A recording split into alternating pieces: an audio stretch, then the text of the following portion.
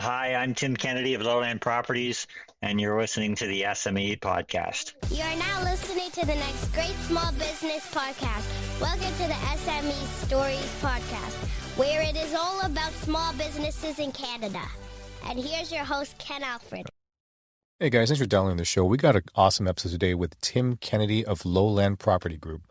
Lowland Property Group is a commercial real estate asset management company with a focus on acquiring and managing long-term value-add properties that are well located in urban settings.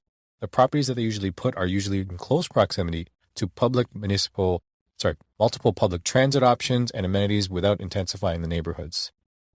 Lowland Property Group has over 85 years of combined experience in all different sectors of commercial real estate. So Tim himself, actually, he's been in the commercial real estate game for a really long time, actually, when I started looking through his profile. Like, he started off as a sales representative just within Cushman and Wakefield, moved up to First National Financial, where he gained all the way up to assistant vice president in commercial financing. From there, he moved on to KPMG as the director of real estate. And now he started his own business back in August 2017 as the principal and co-founder of Lowland Property Group. So today's episode is going to be on the commercial real estate space. Usually we did a few episodes with real estate agents and real estate brokers for more on the residential side and even the investment side. But this one, we're going to tap more into the commercial real estate side, which is going to be very interesting. I think you guys have a great time with that. So with Tim, I actually have known Tim since about 2017 or so, where actually I was a best man at my cousin's wedding.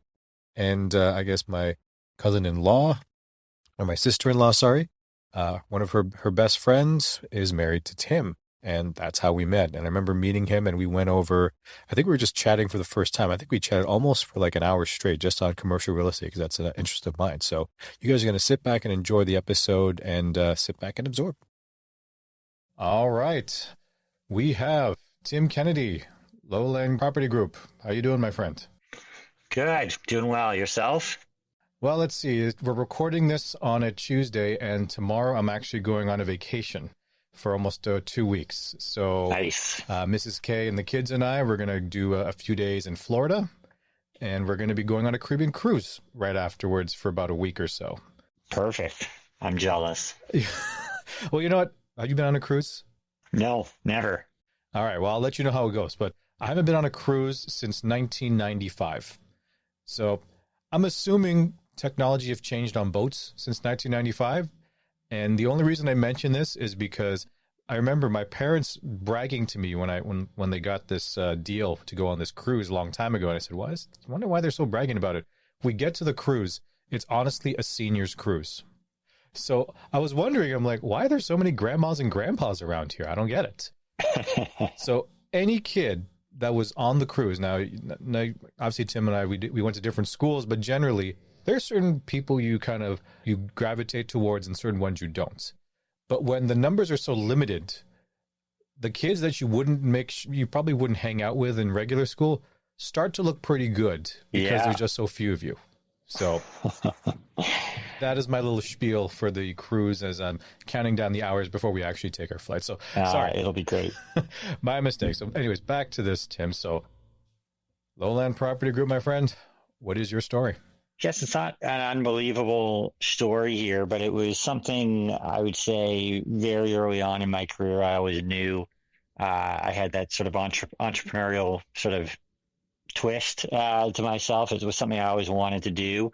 I started off sort of in brokerage, which is a pretty entrepreneurial line of work regardless, and that sort of turned into some other sort of business development jobs as well. So it was something that I always wanted to do.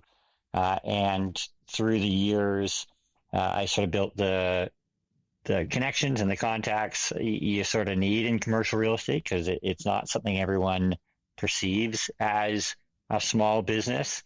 And, it very much is. If you're not sort of Oxford Properties, Brookfield Financial, those type of groups, it is very much a regular small business and you have a lot of the same challenges. But I was able to put the contacts together and made it happen. COVID sort of provided that opportunity. Did you find a lot of business coming your way when COVID kind of started this whole thing? Because I know for where I work right now, there was always the question of what do you do, right? Because then everyone's kind of working from home. You have all these office leases that I don't think the banks took a break on the leases and gave them like a rent relief or lease relief. They're still, so people are still paying it.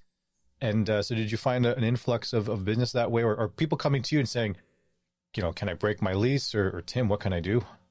Yeah, different parts of the industry were different locations are different. So there's a lot of unique conversations out there, but generally, the market, as long as it's going up and down, there's always opportunities to be had. It's when nothing happens and things are stagnant, that's where you get in a lot of trouble. So, Lowland was active sort of on a part-time basis, limited activity on a part-time basis for a couple of years before we really sort of fired it up at the start of COVID. But at that time, our investor partners sort of said, okay, well, let's do this for real, because, they're aware up and down is okay. If you're paying attention, it's when nothing happens, that's when people get in trouble. Interesting. So what led you to wanting to start Lowland? Because I know, obviously, when I looked at your LinkedIn profile, you were pretty active in the industry, right? Like you said, you started with brokerage and sales and stuff like that. And you worked at a bunch of different things, right? So what was the tipping point that made you realize that, I'm working for somebody else, which I'm sure is fine, but I'm like, I think I can probably do better on my own. So what was the transition like, or what was that shining moment? Yeah. And better is, I'm always careful with that word, because, better means something totally different to different people. There's the financial aspect of it, and there's the, lifestyle. And then there's sort of that, can you sort of satisfy that sort of burning desire within yourself to achieve what you want to achieve? And so there's a bunch of different levels there. But, I was, I think, a fairly competent broker at the start of my commercial real estate broker at the start of my career. I worked for sort of a boutique shop in Toronto called Ashler Urban, which they don't exist anymore. They got bought by Cushman and Wakefield a couple of years after I moved on. But that taught me to sort of learn how to find an opportunity and learn how to sort of envision what something could be, or how you could possibly create value, as well as, put together, find a tenant to go into a building and structure that deal. And so that was one component of it. And as brokers often feel like they're the most important part of a deal, they are a very important part of a deal. And I felt that way. But I felt like I had a big picture then. But what the sort of aha moment, I guess, would be when I transitioned from brokerage to real estate finance, learning that side of things. I really realized how much I didn't know about other components of what it takes to run a real estate company. And I think finance is often a black hole for a lot of real estate entrepreneurs. I think they just assume that there's debt out there, and debt generally looks like X, and you're off to the races. You put together a package and people will be lined up around the block to give you money, and it doesn't really work that way. So once I navigated that by running my own team at First National, I went, yeah, okay, I think I can put enough of these pieces together and add enough value for investors to be intrigued. So I think my time in finance, that's when I had my sort of aha moment of, yeah, I can do this. Can you unpack that then for the finance piece? You said it's like a black hole. So when people usually think of it, they think of it as like, oh, okay, yeah, there's some debt. Can you break it down a little bit more? And obviously, you're not getting too many nuts and bolts to the fact Sure. that it might go over some people's heads, but just from a layman's point, so I can understand it, Tim. Yeah. Some of the missing pieces in the real estate finance piece that not many people realize. Yeah. So I think the most basic way of it is, when you think about financing your house, people look online and they see what mortgage rates are. And I think that's the first, and I'm not saying that there's, mid-sized or commercial real estate companies that look at it like this, but like that's the first layer of it is someone goes, oh, well, I can finance 80% of my house at, now what is it, like over 4% or something like that. But, even 6 months ago, 2.25%, 2.5%, or variable less. And that's sort of that first layer of understanding. Oh, okay, well, commercial is going to be different, but maybe it's not that different. And that's the first sort of giant misconception about commercial. And it's how long, let's take an office building. So you have a 50,000 square foot office building. Well, what are the things that are going to really matter to the bank? Well, number one is it fully leased? And if it's not, how much vacancy is there? And the difference between 100% and 10% has a meaningful impact on your financing, and 10% and 50% is even greater. And it all sort of pushes you in different directions of who can you talk to. So if you're not 90 to 100% leased up, a bank is not going to talk to you. Like one of the large banks, they're not even going to look at the deal. They're not going to think about it. They'll just tell you to go somewhere else. And if it's, if the leases, even if you're 100% leased up and your average term in the building is 2 years, bank's probably not going to look at it again. So, a bank might be today 5%. They might loan you money.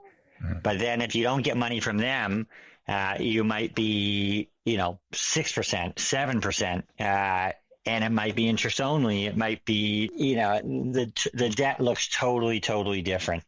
And that's the part that people don't fully appreciate.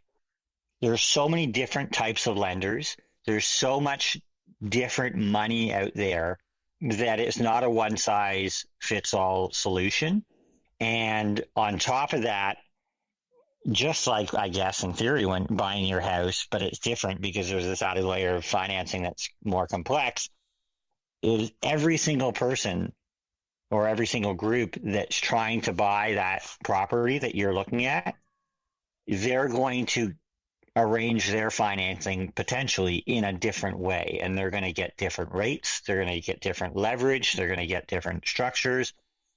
And it changes what they can afford to pay compared to what you can. And it changes everyone's return as well. So it's a massive part of the deal. Just like your home, that is your biggest partner. Your lender is your biggest partner. They are buying anywhere from 50 they're lending you anywhere from 50 to, sometimes it goes crazy, 90% or more in some cases of that asset. And you got to keep them happy, and their money needs to make sense for you as well. Yeah. And I think, sorry, and just to backtrack a second. So when Tim's using the word leased up, they just want to make sure that if there's, let's say, 50 units in this office, they want at least 90% of those leased up for someone, that there's actually a paying tenant in there.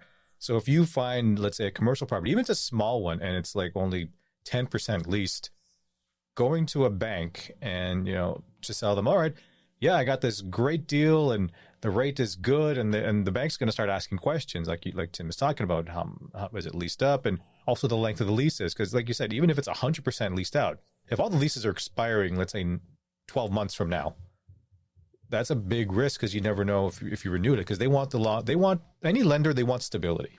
They don't want to be surprised, because if they're giving you their money, they want to make sure they're going to make something on it, and they're not going to be like seeing something in the news where like, oh, there's a huge reno and we're going to have to kick out a bunch of tenants because we have an asbestos renovation job we have to now finish. Totally. And I can't tell you how many times at First National that, especially early on, where clients of ours brought us deals and said, hey, I got this deal. It is like the value is 50% of market.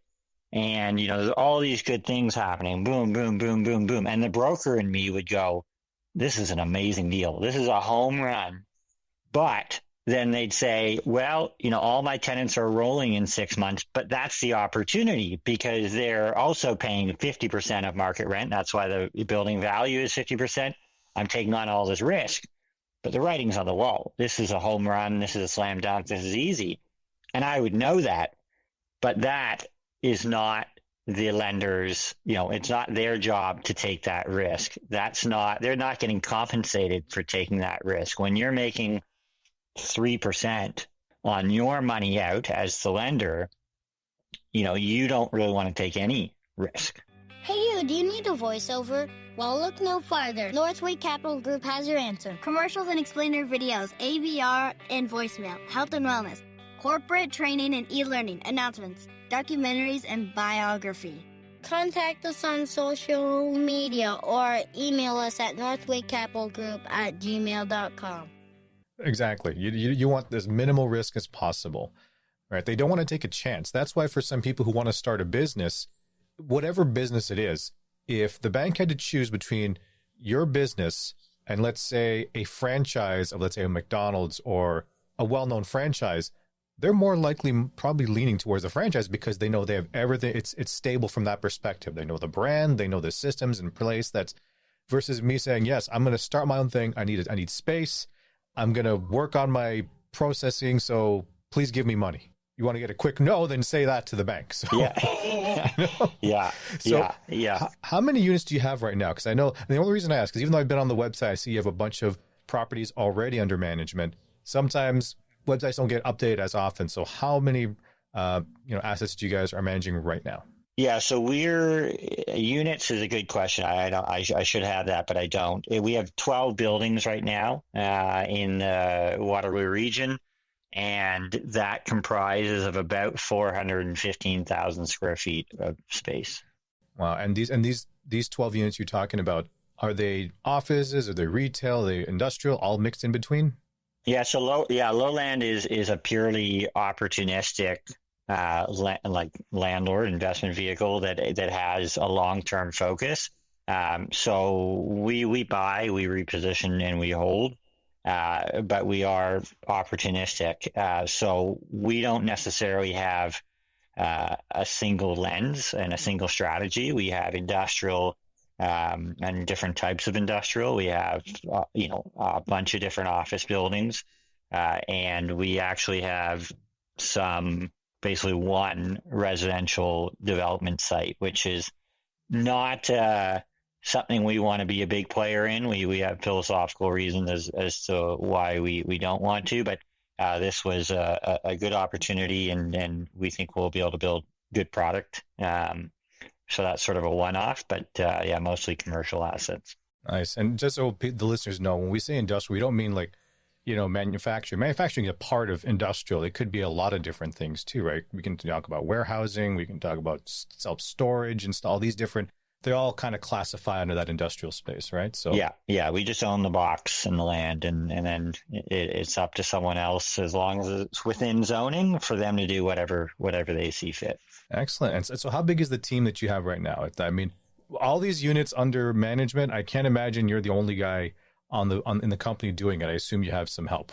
No, but up until recently, up until November, we were 2, and now we're 3, and the other person before of the 2 is in BC. So in terms of on the ground, I am the guy on the ground, and now very happy that we have 2 of us on the ground and 3 of us involved. It makes a big difference, and hopefully we'll have a 4th this year. That's the goal. So how much growth do you think you're going to be making this coming year? Because obviously with the demand being all over the place, do you see a small percent growth, a big percent growth that you'll think you'll be able to do today, or not today, this year? Yeah, we'll see. It's tough. So 2021 was a big year for us. We grew on a relative basis in a massive way. We bought 6 of our 12 buildings last year, and that accounted for more than double the square footage that we had at the time. So it was a very, very big year for us last year. This year, in our business plan, we had put for similar growth. However, the interest rate environment changes things dramatically, and that's not from a available capital standpoint, or the ability to do more with the resources that we have. All that is that when interest rates go up so quickly, it changes the return metrics for everything that you're buying, and often what happens is a vendor's expectation, a seller, their expectation doesn't change quickly. If someone says, "Hey, I have this building that I think it was worth $10 million. Well, just because rates have more than doubled or doubled effectively in a short period of time, they don't say, well, yeah, no, now it's worth eight. They want 10 in their mind. They have 10. So they want 10, but apples to apples to get the same return. Now you got to pay, just for argument's sake, I'm throwing a number out there, 8 in order to get the same return. But they don't shift their expectations. So it creates, this is what I told you about the stagnant, up and down is okay. When nothing happens, that's not good. And so, that's sort of what's happening, because rates are only going to move more over the next sort of 12 to 18 months. And no one knows how fast. And if it moves slowly and it's predictable, people can make decisions.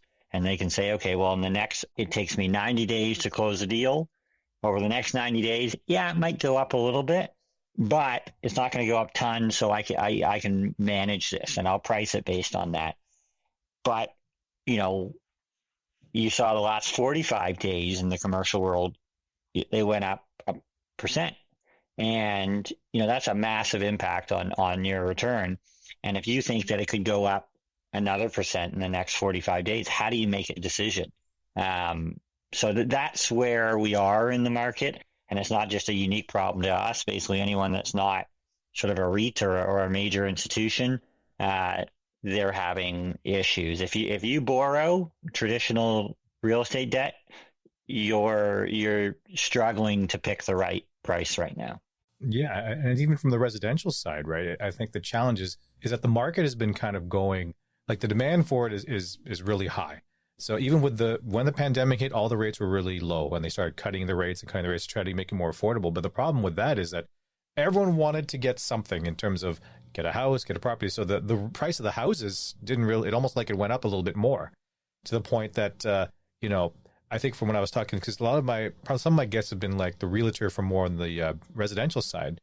We were talking like, it seems like there's more multi-generational families just saying, or maybe just a bunch of friends, instead of saying, if me and my friend can't do it, maybe if we add a couple more friends, we can just lump our money together. So it's not like the prices went down. So when the government decided to start not jacking the rates, but increasing the rates, they're trying to slow down the growth of the price and the demand for it, so then we can kind of level off. That's what they're trying to do. But like Tim was saying, they're trying to do. But the problem is that, like you said, it's like if you're trying to make a decision on it, and if the rates are going to go up, Tim's totally correct. The return actually, what you think your money is going to get by doing that is going to change, versus if it's, like you said, prices going, the economy's doing well and all that sort of stuff. So interesting. So what is so there's 3 of you guys right now. So what is your, in terms for expansion, are you guys looking to get like an actual office space for yourselves? Do you want to keep it more remote? So even though, and I know the listeners will not be able to see it, but even though I'm in my basement right now, that's just because my son is under the weather. We actually have an office space in one of our buildings. So we're, our space is in downtown Kitchener. So we do have a physical space where, 2 of us and an intern go every day, which is great. I'm not just pro office because we own it. I'm pro office because I've always enjoyed sort of working around people and engaging with people, sharing ideas, and it's been a really wonderful and creative process for me. But yeah, we have space. Excellent. And I think that's the thing too, right? Because we're in the economy now where everyone's used to working remote. And it is tough because, even though I don't miss the commute personally, going to the downtown office here in Toronto, I do miss the camaraderie, like Tim was saying, is just chatting with your coworkers and stuff like that and bounce ideas off. Because you can only do like Zoom or Microsoft Teams conversations for so long. Even though Tim and I can physically see each other, it's different than if we're literally face to face in, let's say, a boardroom or something where it's, in that type of environment. So I totally feel you on that one. Although the commute thing is still a bit tough for me. So whenever I have to go back to the downtown office, it's going to be, we'll see. Yeah, but, I can appreciate that part. So now we're talking about, so it looks like when a lot of people want to get into commercial real estate, I think most people think of real estate, they think of residential. They think, I got to be a broker. Actually, I got to be a real estate agent and maybe a real estate broker. Is there any steps to actually becoming a commercial real estate broker? Is there a big difference between the two that the average Joe who wants to get into it? I think barriers to entry, it's a little bit tougher. The licensing is the same, which if you ask the commercial industry, they wish it wasn't, because like for the most part, all the course content and the focus is made for residential realtors for the most part. The commercial brokerage courses, et cetera, they're pretty basic and they don't really paint the full picture, but the licensing is the same. So in theory, anyone that does one can do the other. The bigger challenge is that I would say, especially over the last 10 years, commercial real estate has institutionalized at a very rapid rate where, whether it's brokerage or the landlord side or developers, there's more MBAs, CFAs, CPAs. There's stronger talent going from the traditional capital market side to commercial real estate. It's been obviously a very sort of popular and sexy industry during this, big boom. But it is, so that makes it challenging, even if you have a license, and a degree and what have you, to actually get into a shop, is challenging. So that's number one, to get a job in one of the larger commercial real estate firms or strong local players is tough. And I wouldn't recommend, there's still opportunities for success, but I think joining a more traditional residential brokerage and then doing commercial, you're not going to get the same type of support and mentorship and all that. So getting in there is tough. And then once you're there, like any brokerage, the first few years, it's hard because you're trying to learn the business, but also make a name for yourself. And you're not living off of much. Sometimes a little bit of commission that someone throws at you, sometimes a very, very basic, salary. I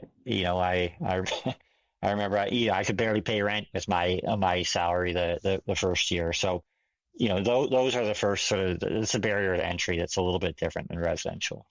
If they're going to go into this, and that's why I like having this people on the show to say, it's not all, sunshine and rainbows. Like, it's nice, the idea that you can start your own thing and all that sort of stuff, but there is a lot of things you got to realize about, and that's why we want to talk about the real stuff. It's as great as this is. When listeners hear like, oh my God, he already has like 12 buildings and over 400,000 square feet or anything, like, oh my God, how am I going to get to that? Or is it impossible to even, do that?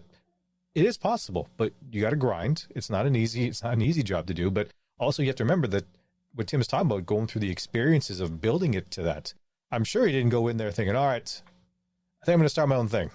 What should I do next? I'm sure he had some ideas already in mind of how to do it. And it's a lot of luck, and, it's luck. And, obviously, there's definitely hard work and there's definitely relationship building. And without the relationships, I'd be nowhere. And it's a very relationship heavy business. But look, it's a lot of luck. I ended up, my last summer job in university was to be an intern at the brokerage that I ended up starting in full time after my last year of university. I never wanted to be a broker in university. If you'd asked me, I would have gone, no, way too salesy, don't want to be a part of that, would have said no.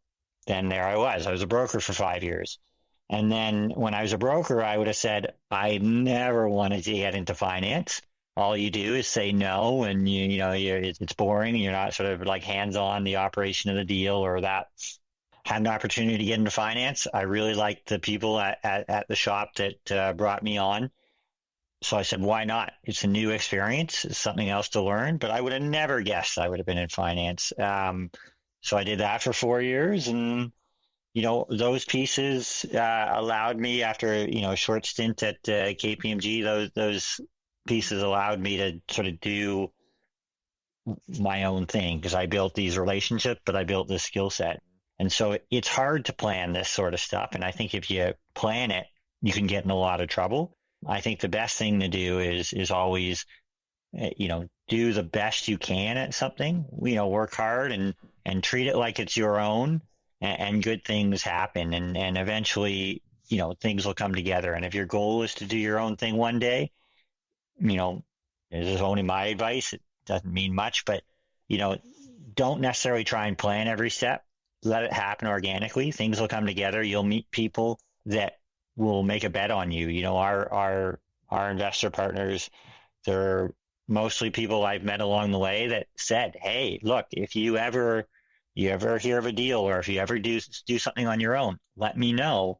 I'd love to take a look." And so there wasn't necessarily this giant, it was still meaningful, but giant leap of faith for Lowland, because I already knew that there were 10 or 15 people that had said to me in the past at one point, if you're ever doing your own thing, just let me know. Doesn't mean they're going to write me a check, but it's an easy call to make when you are ready to do it.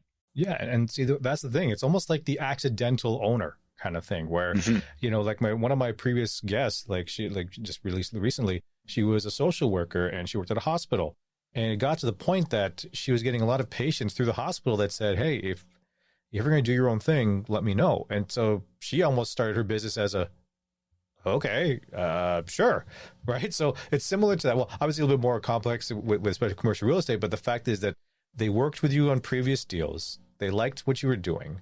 They put their trust in you to at least consider, all right, maybe I can just work with Tim directly so he can get, I don't know if they're saying, oh, he's going to make more money with me versus if I go through where he's currently working, that can be the case. But no, that's a really good point that you touched on that. So what are some other, we talked about expenses. Obviously, when people think of the most expensive thing you're going to get in commercial real estate is actually the property, right?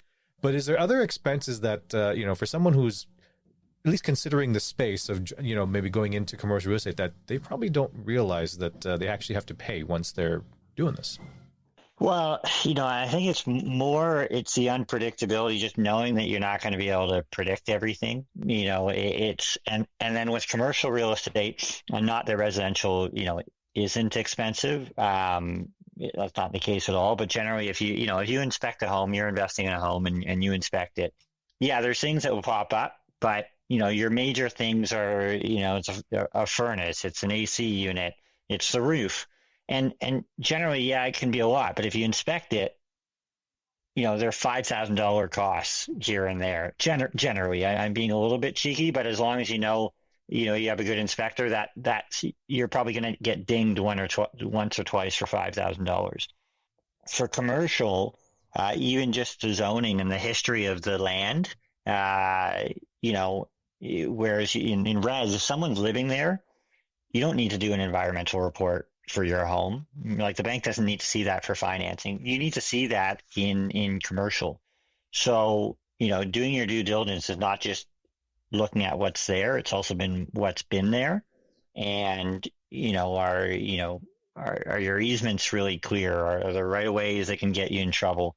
Is there contamination on the property that can get you in trouble down the road? Because if the groundwater is contaminated and that's from your property, even if you didn't own it when it was contaminated and that moves off site, you can get in trouble, later for that. And it can be, the buck can stop with you, which is why you got to do all this sort of due diligence up front. So it's that. And then obviously the costs in commercial are big. An HVAC unit can easily be $35,000. Your roof can easily be, depending on the size, it can be millions of dollars for industrial buildings. So you really have to do your homework up front so that you're not surprised. And if it's your own money and you have that money, which, is not all of our own money, but if you're fortunate where it is, and look, you get surprised, it sucks, I guess you move on.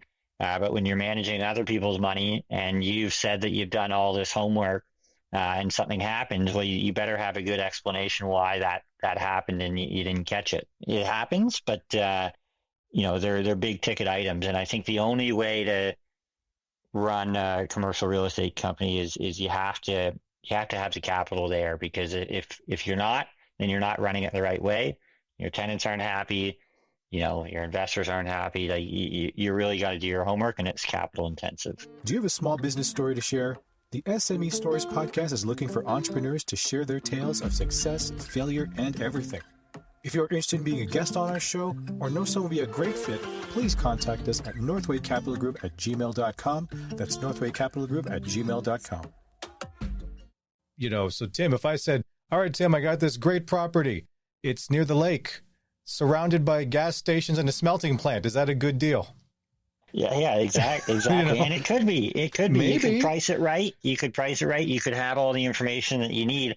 But I think the important thing is, the idea in res lately where in the last 3 years, 4 years, where people just go firm on everything, right? No conditions. Right. I'm buying my house, no conditions, because I'll never be able to buy it if I want a conditional period.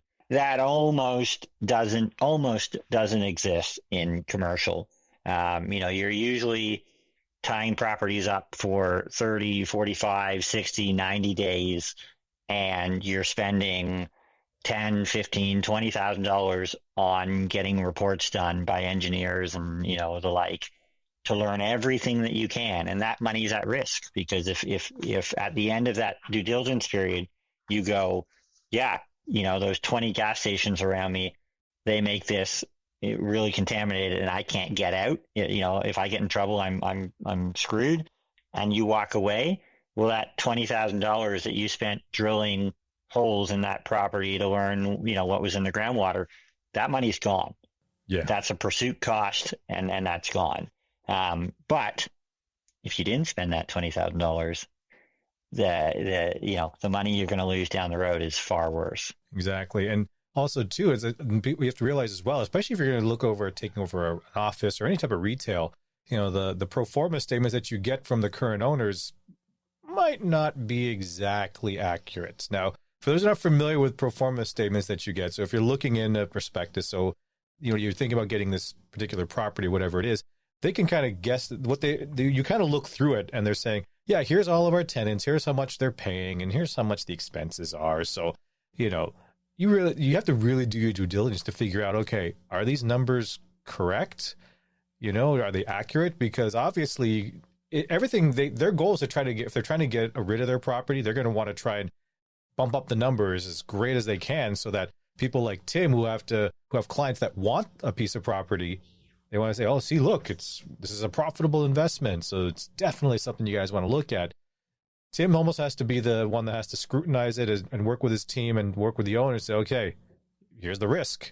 We can go. It says it's profitable, but based on our looks, I don't know if the numbers are correct. So we might have to either bump down our price if we want to try to get it, because we don't know, right?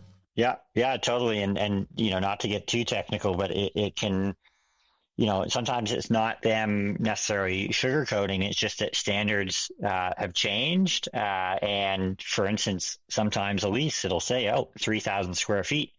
And the measurement standard that was used when they originally did that in, 1990 is different than it is now. And now the way that you measure might be, 2,800 square feet. But if you multiply that over 15 units, that has a massive impact on what you're getting at the end of it. Yeah. You just don't want to be caught holding the bag. Exactly. So, all right, let me ask you this question here. This is all related to the industry. So we kind of talked about already that you see the industry that, it can be a bit challenging because we know rates are starting to go up.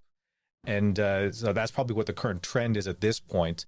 But let me ask you this. So you've been running Lowland for a few years already. So what, in your opinion, what has been your biggest failure, but also biggest success thus far? Now, 12 units is nothing to sneeze at. That's actually really good. So was there anything you can see right now that your biggest failure and your biggest success?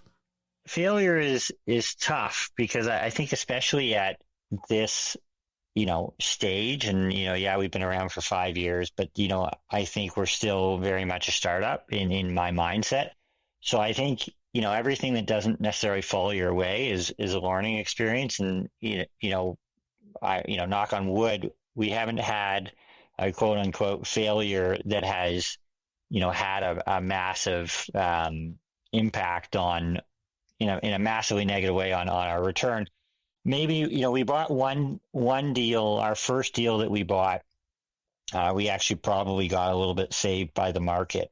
It was something where, we bought a deal for a good price, but it was a heavy reposition. Like I'm telling you, we spent, much more on renovating the building than we did to buy the building. It was turn of the century, sort of like 1900 type building, beautiful property, but we basically turned it into a new building.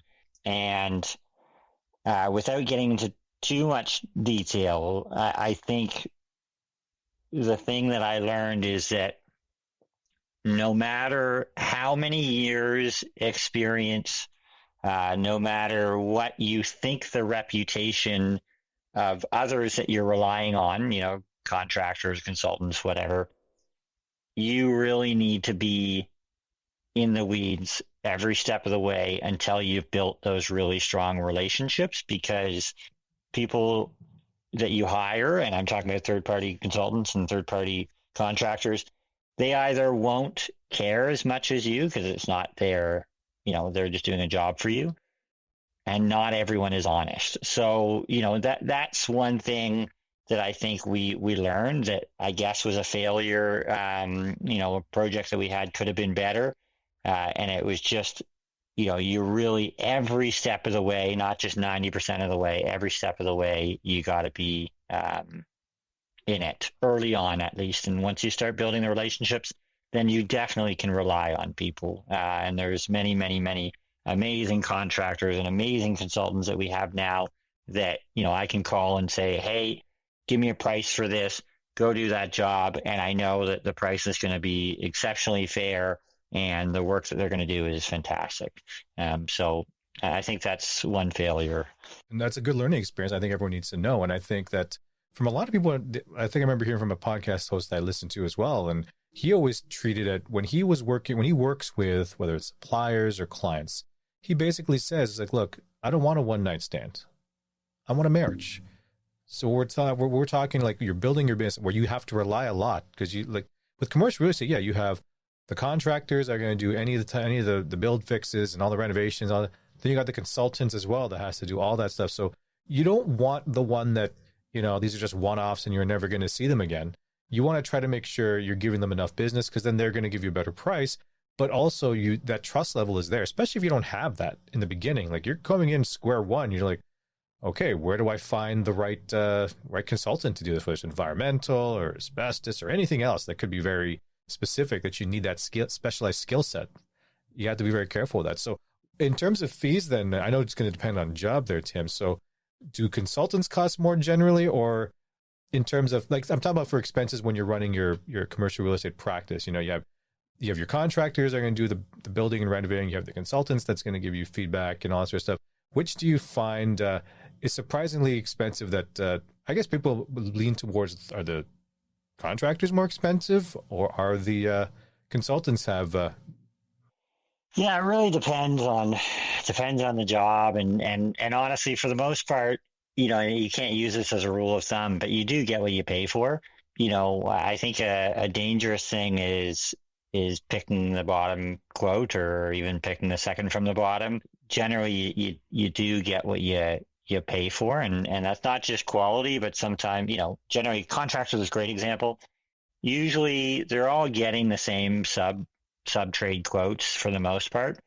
What you're really paying for is overhead, and sometimes overhead for certain jobs is totally worth it. Sometimes it's not, but there are contractors that they do all their own bookkeeping, they do all their own, accounting like that. They do their project management.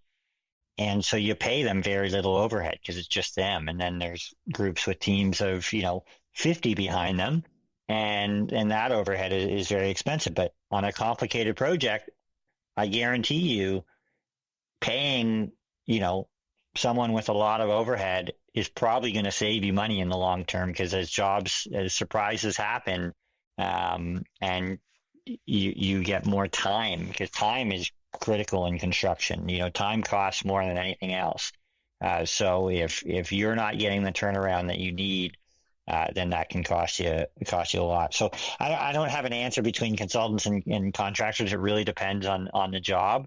But yeah, once again, the more you know, the more it saves you, because early on you can definitely feel like you need consultants guiding you through sort of many different scenarios. And when you've seen a bunch of, weird ones, then you can say, look, I've seen this before. This is what we need to do. I don't need to pay someone, a few $1,000s to write up a report here. I know what we need to do here. So yeah, it's really on a sort of a job by job basis. No, and that's perfect. It's good to know as well. So you talked about, you said a challenge and failure. We didn't tell you about the success. Is the success the 12 units so far, or is there, was it that first unit that was your biggest success? Like when you first land that first deal, you're like, wow, I actually have an asset now. Yeah, that part's cool. And I always thought, certain assets would have a special sort of place in my heart, but they all sort of do almost equally, like children, I guess, in a way. But really, the most rewarding thing was, I guess it was October, was making our first, hire, like an employee hire. To me, it was something I always thought would be rewarding and was. Creating a job. It creates definitely a different layer of pressure. Having someone's life, their ability to pay for things, depend on how you drive revenue through the business. Pressure, actually. It was, it is, and I know lots of people do it, but for me, it was something that was very rewarding. Pressure, our guy, he might listen to this, but our guy is really good. And if it wasn't here, he'd be somewhere else just fine. But that was probably the most rewarding milestone for us. And I think every time we hire someone in the future, that'll be far more important than the building. Because it's just, you're making a real impact on people's lives, and they're making an impact on your life. Like the amount of time that got freed up, he's accountant, the amount of time that got freed up just dealing with our accounting for us, the other two partners, it was just phenomenal. So it made a big impact on my life as well. I think for a lot of people thinking, oh man, I can't wait to start my own thing. And, they see themselves, rolling in money. I know that's not the case in this case, but just for the fact that, when you bring in that first employee, not a contractor that's, you're just paying them an hourly wage. You're talking like a full blown employee. It's like, you can't just easily say, yeah, I'm just going to walk away. It's hard because let's say you've built your team to, say 5 employees, 10 employees. And the funny thing is the definition of small business is anything less than 100, right? So if let's say you're on that close level, you're almost at 100 employees. As an owner, you're responsible for all these people's paychecks, right? So you have to be there is that, like you said, that different level of pressure. The first part is just trying to make sure you can get sales, right? The second thing is, okay, try to make sure I not just get the sales, but my customer service with my clients so they can keep giving me sales. And then it's all this admin stuff and all that other stuff, all the overhead stuff. But you also need to know that, okay, I bring in that person, I'm responsible for them paying, their mortgage and looking after their family. So it's a very big thing there. So yeah, I think I can see that. It's a very big milestone. It's really nice. Now it's time for tips from the pro. We're going to go for our tips from the pro segment here. So this is the one where it's more commercial real estate specific, which is actually, it's funny because you went through a lot of it already. But I guess I'll ask you some of these questions here in particular. So I'm new to the commercial real estate space. Let's say I'm going to start to venture out into my own commercial real estate firm, Tim. So in your opinion, is there like a specific niche within the commercial real estate space that someone that's starting should go into? Should they try office? Should they try retail, industrial, or land? I don't know. What's your opinion right now? If you were to try to advise someone to say, Tim, I'm going to start my own thing. Yeah, I've always been a contrarian, for good and for bad. I would have been the guy 10 years ago that said, hey, don't put your money in condos in downtown Toronto because it's already $450 a foot. It doesn't make any sense. And here we are, it's like $1,500 a foot and more. And so, but I am a contrarian.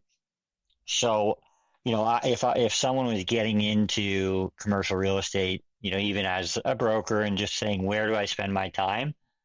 I would say, hey, well, like industrial is super hot. So that's probably overpicked. And there's a bunch of people rushing to that. And it'll be really hard to set yourself apart, whether you're a broker, whether you're an owner. any of that, it can be challenging as starting out. This is, I think, different for experienced people, but starting up. So, what got hit really hard at the start of COVID that's starting to come back, retail is. Office hasn't yet, but I think it will.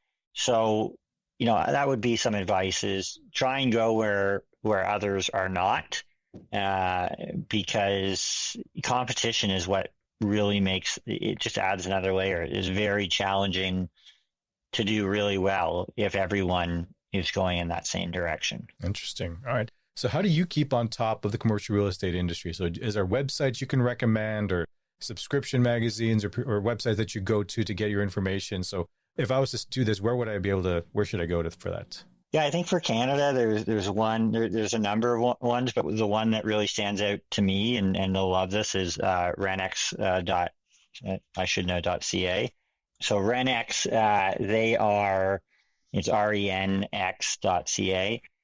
They're sort of like the deal and personnel news source for the industry. So I think, most people inside and out that are looking for sort of what's happening, that's where they go. The other thing that has become sort of free over the last few years, the major brokerages, CBRE, Cushman Wakefield, Colliers, JLL, those are really the four big ones, Avison Young, the five big ones. All of them have their own research departments that are massive, like, world-class research. And a lot of the time you can sign up for free reports through those websites as well. So if you want something a little bit less newspapery and more sort of data, you can get a lot from that. So Renx is great for, getting to know companies and people and deals and what's happening. And then if you want to supplement that with data, the brokerage houses are phenomenal for that. Interesting. So if I'm going to start my business then, Tim, so what should be like the first thing I should get when you're starting something commercial? Obviously, we're not going to say get the property first, and we're not saying, maybe your laptop and all that sort of stuff. But is there anything that you think that someone starting out, they should, if they're going to invest in something right away when they're starting their company, what should it be? Yeah. So assuming that they have, obviously the knowledge, then I think the one thing that you invest in is like a modeling system or skill set. Like that could be Excel, and Excel is great for it. And depending on what you do, that could be Excel, that could be Argus. And I know Excel is not super expensive. It's part of Office, obviously, but that, if you can't communicate to yourself and to your partners and your investors the opportunity that you're asking them to be part of, then you're going to go nowhere. So that sort of financial model, whether you pay someone else to do it, whether you learn it yourself and you need the software, what have you, that sort of, you need that. You need to be able to communicate what the opportunity is, and that's the only way to do it. Hey, do you need an error-free website? Do you need transcription that's accurate and on time? Would you like to remove noise from your video or audio recording? Do you need a spokesperson for your business? If so, we can help. At Northway Capital Group, we are happy to announce that we are now providing website testing services, audio transcriptions, and audio cleanup, as well as spokesperson services. We would love to help you on your next project. Contact us for more information at northwaycapitalgroup@gmail.com. Excellent. So let me ask you this question here then. So how big should my portfolio be to really start to market to potential clients? Should you start your website quickly? So before you start saying out that, all right, I'm going to start my own company, do I need to have all if you look at Lowland Property Group's websites, they already have all their properties listed on there. So if I'm starting, should I even bother go to that, or should I wait till I get a couple of units under management, then to kind of show that, look, I have it there, and maybe just until you get to that one or two deals in under your pipe, you kind of keep market it like in that respect? Yeah, I guess it all depends on personality. We're not, I don't think we're very showy people, but we also understand that in today's world, you got to sort of be out there to some degree. I think it gives people a sense of security if they can find you. So a landing page, I think, is not, is not harmful. You don't need to put any detail even. It could be coming soon. And that doesn't necessarily have to come out at the first property. I think number one, if you're trying to build that company and get investors, I think a web page is not going to help that. I don't think, because chances are it's going to be through your own network, and you really need the opportunity. So you need to bring a deal to them and say, here, this is why I'm talking to you. This is good. And then once you have a couple of those, then you can focus on the rest of it. Yeah, makes total sense. So, okay, last question on this, on the tips from the pro segment here is, what is your best strategy to kind of deal with, I will say, difficult clients? So now in this case, we can maybe give a couple of different examples. One where it's, the actual client that's saying, I want to show me a deal, versus maybe some strategies dealing with a difficult lender. So, lenders, there almost is no strategy. You need them. They don't really need you. But at the same time, when you have a great lender relationship, there's nothing better. So I would say, regardless of whether it's a client, and a client could be an investor client or investor partner, or it could be, a client as the tenant. Like, we look at our tenants as clients, customers, like that we serve them. Not the other way around, which I think is sort of a very old school way of looking at it. People think, you're the landlord, you hold the property over them, but tenants are our customers. So I think with all three groups, lenders, customers, investors, it's all about transparency. Everything comes out in the wash. So the earlier you can just say to people, this is what's going on, the better. So, my only piece of advice for any of that is just be open and be honest. The second you're aware of something, make others aware. And so if they're being difficult, all you can do is be fair, transparent, reasonable. That's all you can do. And if they don't like it, well, then there's not a good fit there. So for a lender, at the end of the day, they got to be excited to do the deal, and you don't want them catching anything. So if they're being difficult, chances are they probably feel like they either are not a good fit for that deal, whereas you shouldn't proceed, you should go find another lender, or they feel like they found something that you hid from them. Other than that, a lender's not going to be that difficult. And then same with your investor partners. Like, they're only going to be difficult if they either don't understand something that you're not explaining clearly, or,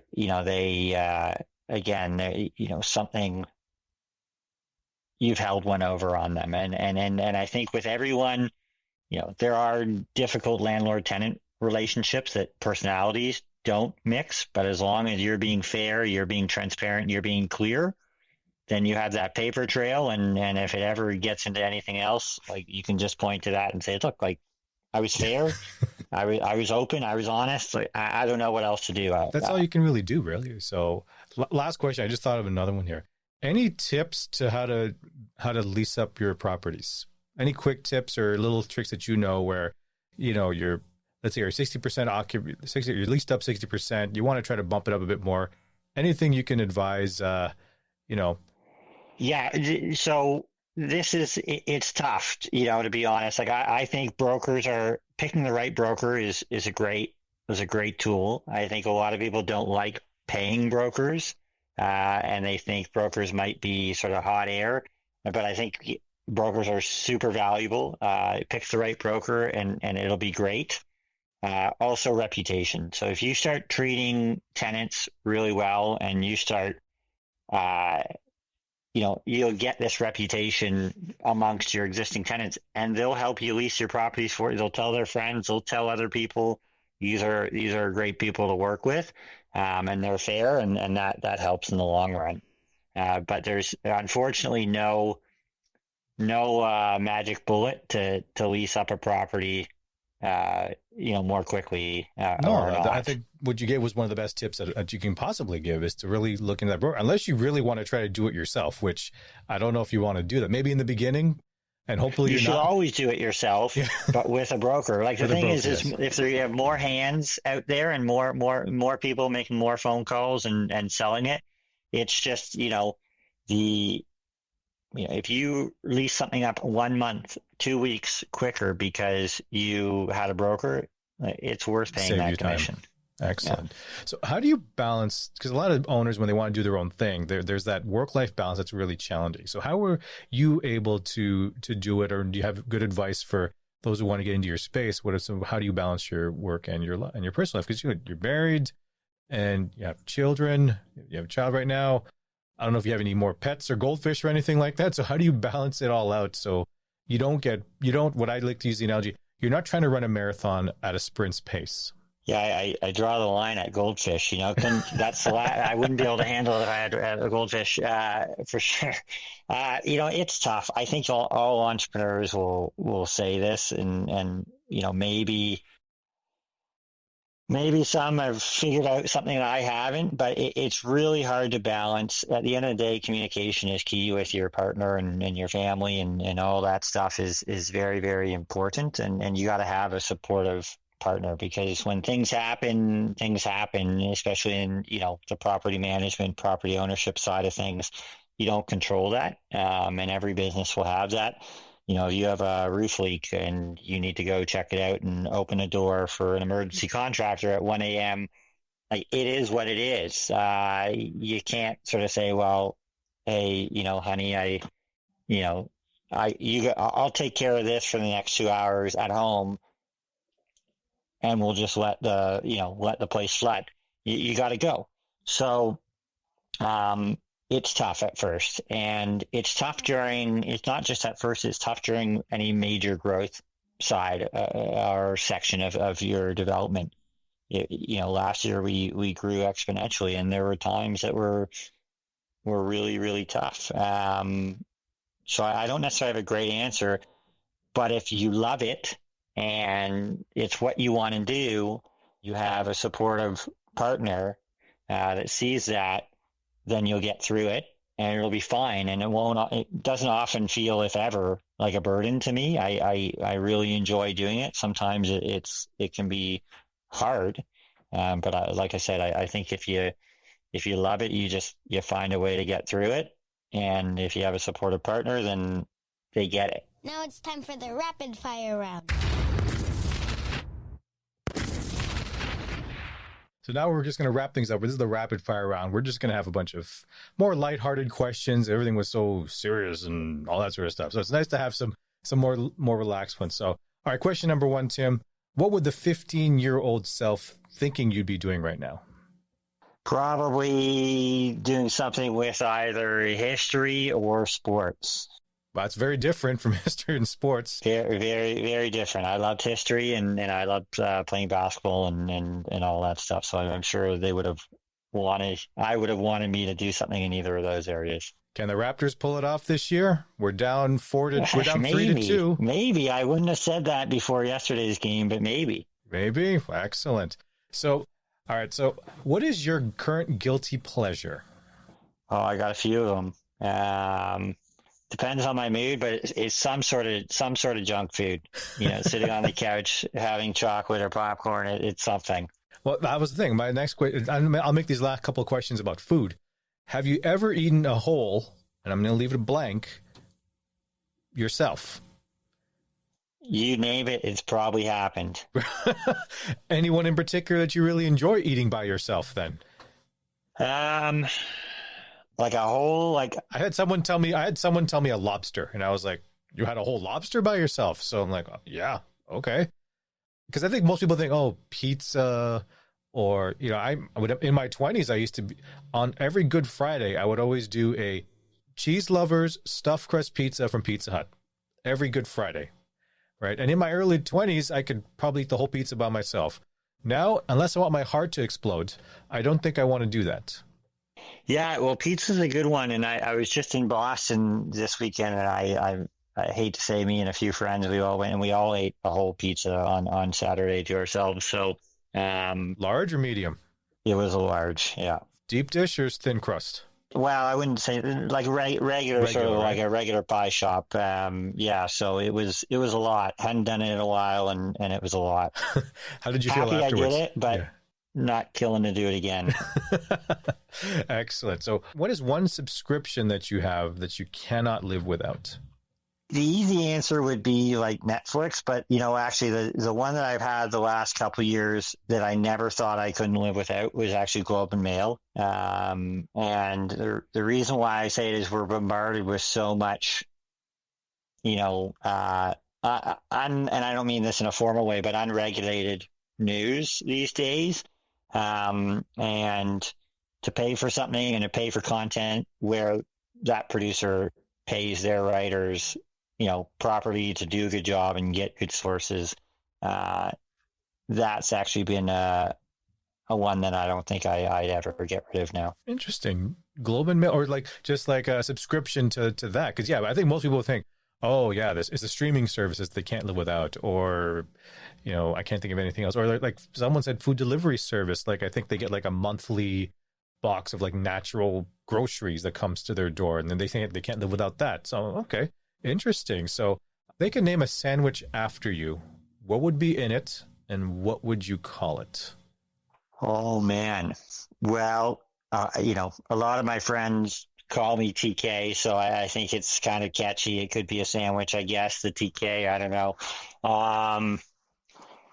I would probably, my wife is like Vietnamese Canadian, and I can tell you, like, I can eat Vietnamese food every single day, all day.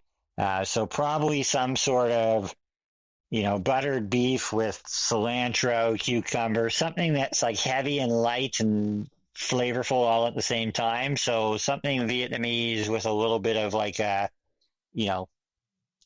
Canadian beef like twist on it. But yeah, cilantro, lime, and cucumber, it's all called the that stuff. TK. Yeah. There you go. Keep it simple. Keep it simple. All right. Last question, Tim. What is your theme song and why? So if that song hits, you're walking down the street, that song hits, if people hear that song, they know Tim's coming. There's probably, I don't know, Can't Stop by the Red Hot Chili Peppers. I think that would be one that just sort of gets me going. I think most people, would say that if I'm sort of excited about something, then I sort of dig into it and go after it into high energy on it. So I think that song would be a good theme song for me. Nice. And all right, final plug for your company, Tim. Where can people reach out to you guys? Yeah, lowland.ca is our website. Lowland Properties is our Instagram handle. You can find us on LinkedIn as well, but Instagram and our website are probably the best places to see what we're up to.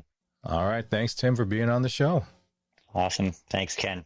Thank you for listening to the S.M.E Stories podcast, which is owned by Northway Capital Group. Please follow us on Instagram and Facebook at Northway Capital Group.